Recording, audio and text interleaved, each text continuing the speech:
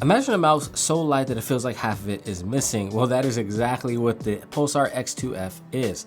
It's an interesting fingertip grip only mouse weighing in at only 38 grams. And this is for the most uncommon grip style out there, the fingertip grip. That is why we don't see too many mice like this on the market today.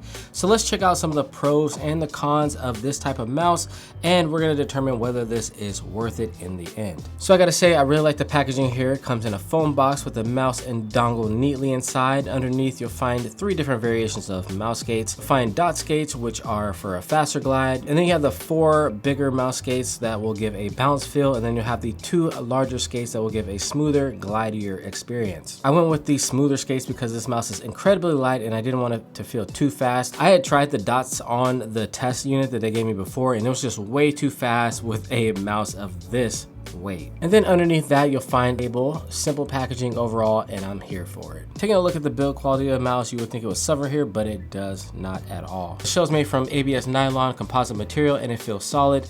No flexing on the sides. On the bottom, Pulsar has the X cutout, the power button to the left, the DPI button in the middle. Now there are other mice like this, for example the G-Wolves models, which have a smoother, more closed off shape. Now one thing I realized once I switched over to a fingertip grip only mouse is that I actually use palm grip or claw grip when I'm on my desktop for that more comfier feel.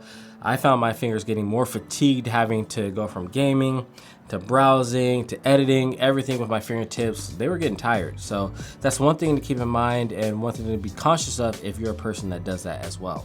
As for the buttons, the main clicks are using the Huano blue pink dot switches.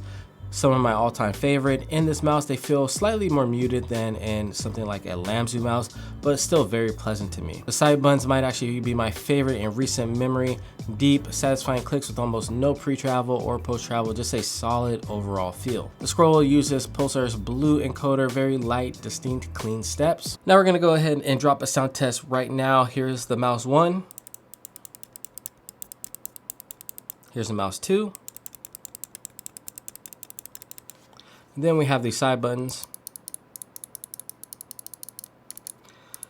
And then we have the scroll wheel.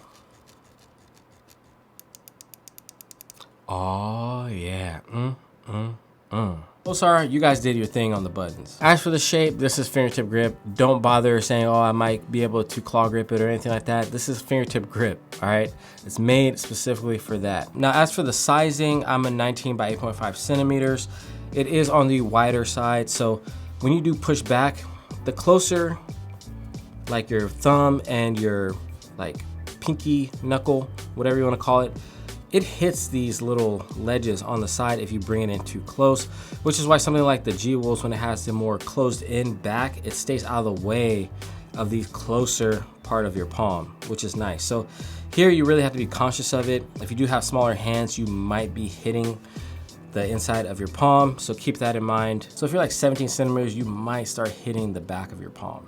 So let's take a look at the software, and then we're gonna come back and meet here and talk about the sensor.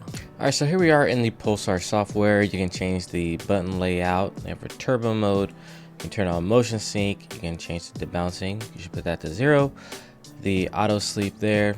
Then over to performance, you can change the DPI steps. You can also choose the pulling rate and the liftoff distance. I like that they have 0.7 here as well. It's angle snapping, ripple control. Then you got the DPI effect. You can have it steady, off, or breathing. I just leave mine off. Then I just leave this mouse sensitivity alone. Choose your scroll speed of the scroll wheel, which is nice. You can also do the double clicking speed as well. Then you can come over here and do the macros. So everything, I like it. It's just very simple. The layout, very easy to find everything. You can do different profiles as well. The only thing that would make this better is if it was a browser software, but for an on-system software, it is not bad at all. All right, so this mouse is using Pulsar's XS1 sensor, supporting up to 8,000 hertz pulling rate. It's top of the line. It has some features like motion sync for those of you guys who like using it. I've had 0 issues with tracking, and performance has been right up there with the best mice I've tested. Really just enjoyed my time fingertip gripping with this mouse. The nice concave mouse 1 and 2 feel great. It is a little bit on the wider side, which, you know, gives less control than the G-Wolves, I think, where the G-Wolves is more like a pencil. You know, it's like a big pencil, trying to control that versus a smaller pencil. It's easier to fine tune with that smaller pencil. but this does give more stability overall than the G-Wolves mouse. Overall, I really like this new lab series from Pulsar. It has a nice vibe to it, like it just came from a lab. It feels like an experimental mouse, and I'm here for it. Some things to keep in mind, even if you are a veteran fingertip grip user, are the shorter length means the skates are closer to your fingers, so you don't get the resistance near your palm or that balance feeling that you might get from a longer mouse. The sensor placement, since it is more towards the middle and they accommodate it for your fingers, is going to be different. On a normal mouse, your fingers are going to be centered towards the sensor. Here, it's a couple inches forward, so you're controlling it in a whole new way. So there is an adjustment period if you are a veteran fingertip grip user. So if you're a person who's a newbie to fingertip grip or you're thinking about switching over, this is a perfect mouse to try it out with and experiment, just like you're in a lab. Fingertip grip will give you amazing accuracy and tracking. So if you're in games like Fortnite, Apex, Call of Duty, Battlefield, those type of games, and you're tracking a lot, this will be a godsend. Now, if you're in games like Valorant and CSGO, that grip style is not as seen. I have used it in Valorant and I do switch to it from time to time, but I always feel like I need that stability in my palm for flicking really fast and staying on top. And I'm not doing any like crazy movements or tracking with the mouse. But if you can't get it down, fingertip grip has one of the highest ceilings in aiming. Overall, the X2F provides a good experience for fingertip grip users who are ready for the challenge. So let me know, as a fingertip grip user, is this something that you've been wanting, like half of a mouse?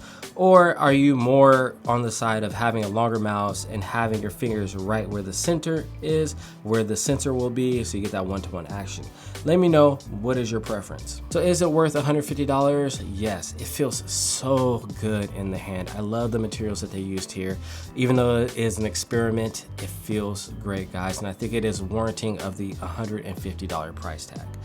Alright guys, so that's going to do it for the Pulsar X2F review. If you have any more questions, let me know down in the comments below. It has been your boy BT. Don't forget to like, share, comment, and subscribe, and I'll see you in the next one. Peace.